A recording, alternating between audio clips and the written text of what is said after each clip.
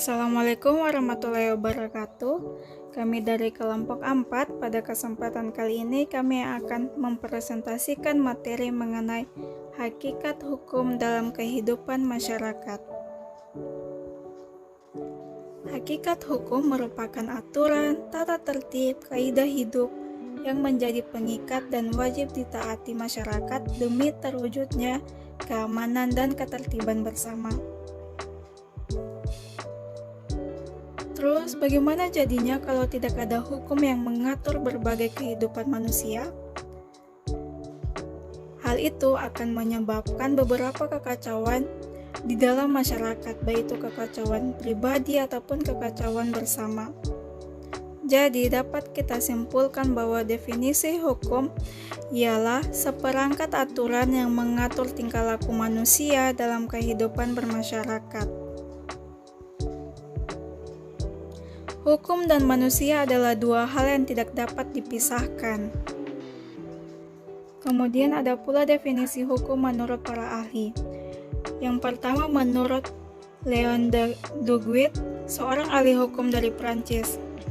Kemudian Aristoteles, yang biasa kita sebut dengan Bapak Ilmu Pengetahuan, dan ahli hukum dari Indonesia yaitu Simorangkir. Menurut Leon Duguid, bahwa definisi hukum itu adalah aturan tingkah laku anggota masyarakat, aturan daya penggunaannya pada saat tertentu diindahkan oleh suatu masyarakat sebagai jaminan dari kepentingan bersama.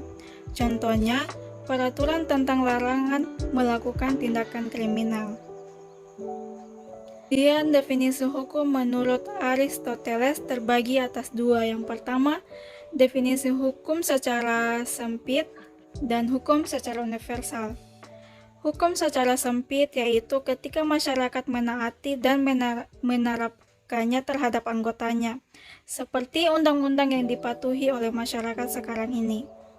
Kemudian yang kedua, hukum secara universal yaitu hukum yang berasal dari Tuhan atau lex divina. Suatu hukum yang berlaku selalu dan di mana-mana karena hubungannya dengan aturan alam seperti hukum siang dan malam. Kemudian definisi hukum menurut Simorangkir. Dia berkata bahwa peraturan-peraturan bersifat memaksa yang dibuat oleh badan-badan resmi yang berwajib, yang mana menentukan tingkah laku manusia dalam lingkungan masyarakat. Jadi dapat kita simpulkan bahwa hukum itu, jika kita melakukan pelanggaran terhadap hukum, akan berujung pada hukuman. Kemudian tujuan diterapkannya sebuah hukum. Yang pertama, menegakkan kebenaran dan keadilan. Yang kedua, melindungi hak asasi manusia. Yang ketiga, mencegah tindakan yang sewenang-wenang. Dan yang keempat, menciptakan suasana yang tertib, tentram, aman, dan damai.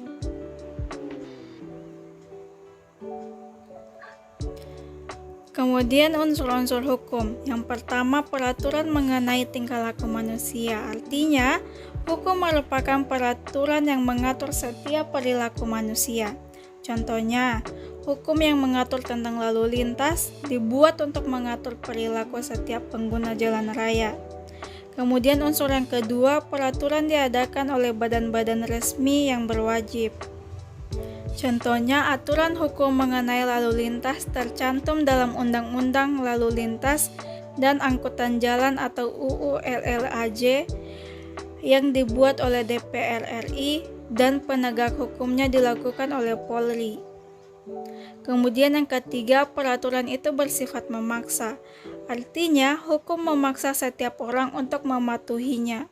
Contohnya, adanya UU LLAJ memaksa setiap pengguna jalan, baik itu pengendara mobil, motor, ataupun pejalan kaki untuk mematuhinya. Kemudian unsur yang keempat adalah sanksi terhadap pelanggaran peraturan tersebut bersifat tegas. Artinya, bila ada yang melanggar maka ada sanksi yang harus diterima. Contohnya, bila melanggar aturan lalu lintas seperti menerobos lampu merah, maka dia akan kena sanksi berupa tilang. Kemudian karakteristik hukum terbagi atas 3. Yang pertama, adanya perintah dan larangan. Perintah adalah hal yang dilakukan dan larangan adalah hal yang dilarang dalam peraturan. Kemudian yang kedua adalah perintah dan larangan harus dipatuhi. Hukum berlaku bagi semua orang tanpa memandang status sosial bahkan derajat siapapun. Kemudian karakteristik yang ketiga, adanya sanksi. Adanya sanksi atau hukuman bagi yang melanggar peraturan hukum. Sekian presentasi dari kami, semoga bermanfaat bagi teman-teman sekalian. Wabillahi taufiq wal hidayah. Wassalamualaikum warahmatullahi wabarakatuh.